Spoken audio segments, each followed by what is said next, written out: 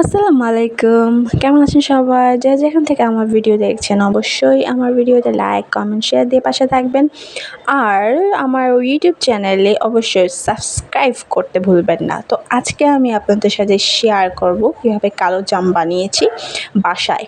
আর এটা আমি আজকে এক্সপেরিয়েন্স করব হচ্ছে আটা দিয়ে। তো আটা দিয়ে আমি কখনো বানাইনি।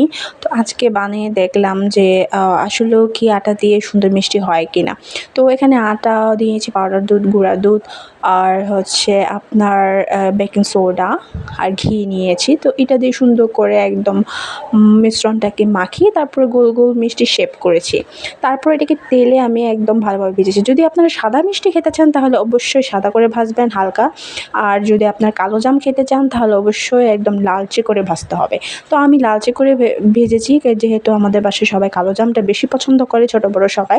তো আমি একটি পাত্রে পানি নিয়েছি আর এখানে চিনি দিয়ে দিব। এটাকে ভালো করে ফুটাবো। তারপরে এই যে ফুটানোর পরে মিষ্টিগুলো ভেজে রেখেছিলাম এগুলো দিয়ে দিব। এগুলো কিন্তু অনেকক্ষণ জাল দিতে হয়, যেহেতু আটা দিয়ে অনেকক্ষণ জাল দেওয়ার পরে আর একদিন পুরা একদম রেখে দিতে হবে যেন ভিতরে মিষ্টিগুলো ঢুকে। তো এই ক্ষেত্রে আটা দিয়ে বানালে একটু টাইম লাগে। তো আমি মনে করব যে আটার থেকে সুজিটা বেস্ট। তো আমি এক্সপেরিয়েন্স করার জন্য করেছি, কিন্তু ভালোই রেখেছে, খারাপ।